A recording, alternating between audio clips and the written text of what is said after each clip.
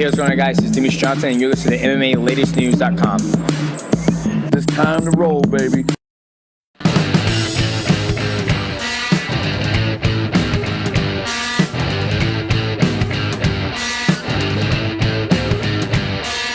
There's no telling on whether or not UFC 249 will actually go down on May 9th or not. If we learned anything throughout this pandemic in relation to putting off live sporting events, is that there's going to be copious, unexpected obstacles in the way that are put in place by the highest powers of authority, not to mention all the detractors voicing their pleasure in the general public. With that being said, after the debacle that was the original booking of this card, with the finding a location, the frenzy of adding fights, and the preparation to adjust every protocol in every way imaginable and its subsequent cancellation, knowing what we know about the UFC and how it operates and the resources they have at their disposal, if they're out here saying that after all of that, UFC 249 is going down on May 9th, I believe them.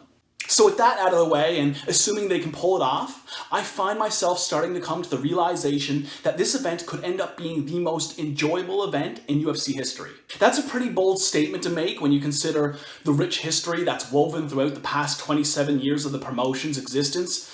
There's been plenty of monumental and exhilarating moments that have provided outstanding theater and entertainment, whether it be a shocking upset, a come-from-behind victory, or the emergence of a feel-good story. But out of over the 500 events put off since 1993, not a single one of them have been under the circumstances we currently find ourselves in. The last event held by the UFC was March 14th, and the next event is due to be held on May 9th. That's 56 days, or 1 month and 25 days. The last time there was that big of a gap between UFC events happening, it was 2005, and that gap happened between UFC 56, which was headlined by Rich Franklin and Nate Quarry, and Fight Night 3, which was headlined by Tim Sylvia and Asuero Silva, for a total of 58 days.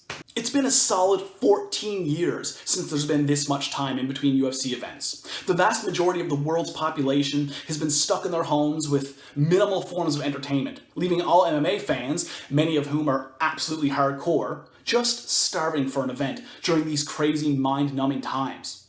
Couple that with the fact that the main event of Tony Ferguson versus Justin Gaethje is just so damn excitable even under normal circumstances. And all the other excellent fights on the card, compound it with it being an absolute eternity since fans have been able to sit back and take in a pay-per-view event.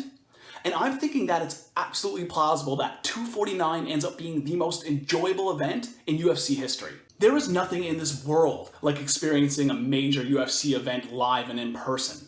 But as we know by now, there's going to be no audience for this event.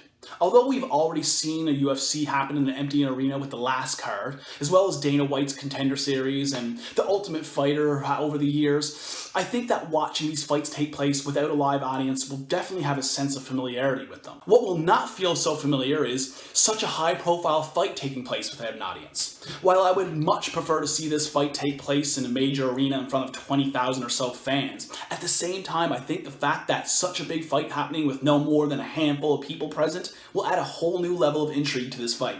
You have to think under these unique circumstances that it's just going to impact these fighters one way or the other, for better or for worse. It's just a matter of who's affected by it the most. What's this thing going to look like when May 9th finally comes around? Everything about this event is compelling to the nth degree.